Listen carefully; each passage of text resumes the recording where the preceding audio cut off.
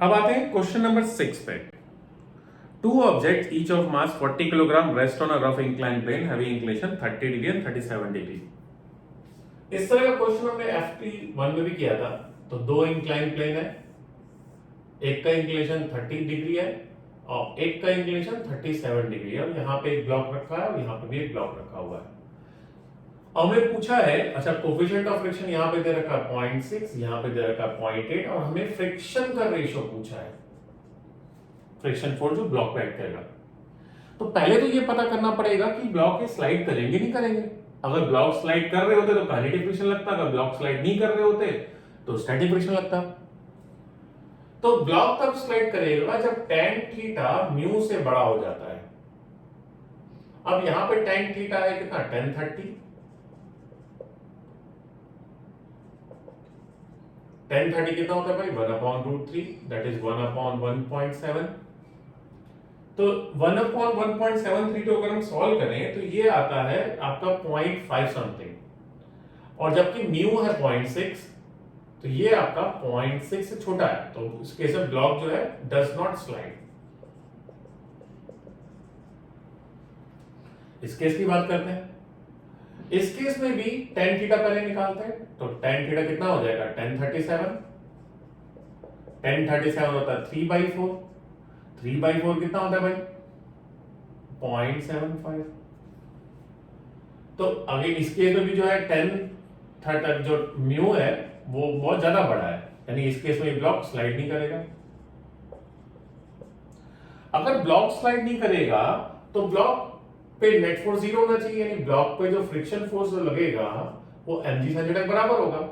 तो अगर हम F1 की वैल्यू निकालें वो हो जाएगा mg sin 30, और F2 की वैल्यू निकालें वो आ जाएगा mg sin 37। We discuss this in last class also.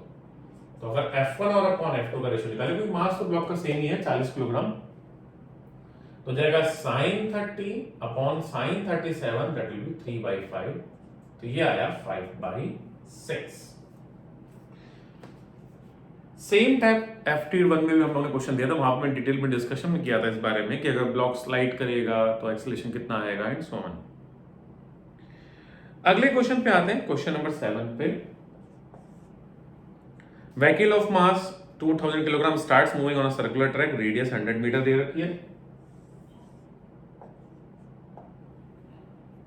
Radius of path दे रखी है 100 मीटर, और टेंजेंशियल एक्सेलरेशन दे रखा है 4। तो आफ्टर 20 सेकेंड जो, अच्छा ब्लॉक की इनिशियल स्पीड 0 दे रखी है, तो अगर 20 सेकेंड के बाद स्पीड निकालें तो ये बन जाएगी 0, टेंजेंशियल एक्सेलरेशन 4 का है, तो स्पीड बन जाएगी 80।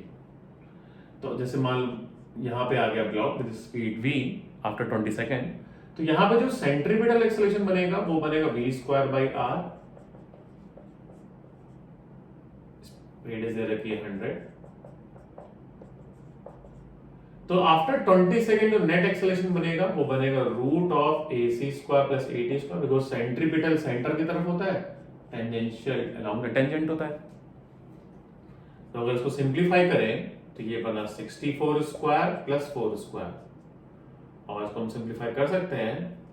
64 को लिख सकते हैं 4³ तो ये बना 4⁶ + 4², और ये बना 4√257। तो अगर रेशियो निकालें टेंजेंशियल और नेट एक्सेलरेशन का तो ये बन जाएगा 1/√257। आगे आते हैं क्वेश्चन नंबर 8 में। Question number 8 similar type of question में डिस्कस किया था, पोटेंशियल एनर्जी था, हमें मैक्सिमम स्पीड निकालनी थी। इस बार तो क्वेश्चन और इजी है, इस बार तो एक्सेलरेशन पूछा है। एक्सेलरेशन क्या होता है भाई, force upon mass. So only problem we need to calculate the force, and how to calculate the force, F is nothing but -du/dr। तो हमें बस एक बार डिफरेंशिएट करना है। तो 8r³ का डेरिवेटिव हो जाएगा 3r²। सो फोर्स जो बन गया वो बन गया -24r²। तो जो एक्सेलरेशन बन गया वो बन गया -24r²/मास। तो अगर हम इसकी वैल्यू पुट करें, r की वैल्यू दे रखी है 2, मास दे रखा है 2, तो ये बन गया -48 मीटर पर सेकेंड स्क्वायर। इसके बाद आते हैं क्वेश्चन नंबर 9 पे। क्वेश्चन नंबर 9 थोड़ा सा लेंथी क्वेश्चन है।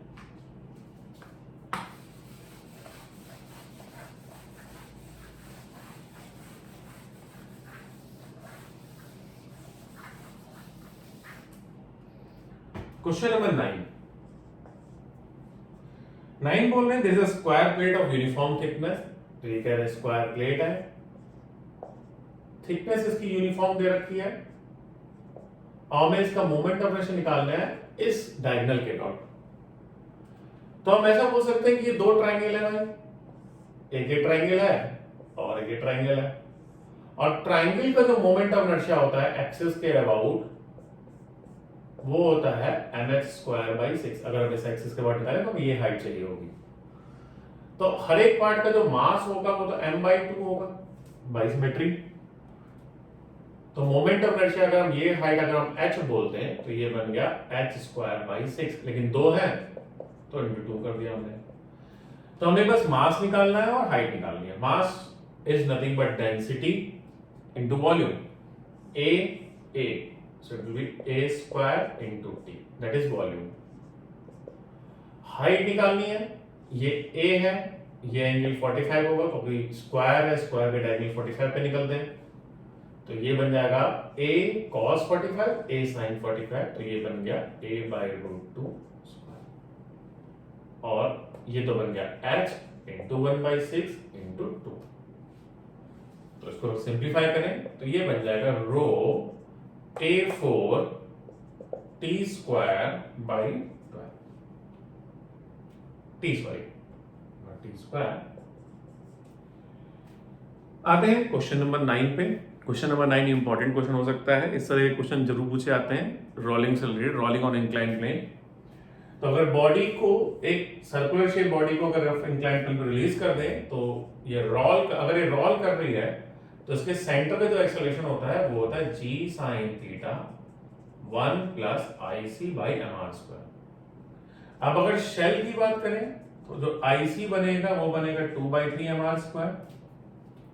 तो एक्सेलरेशन अगर शेल का निकालें तो बनेगा g sin theta 1 + IC, that is 2/3mr², mr² चला जाएगा, तो ये बनेगा 3g sin θ/5।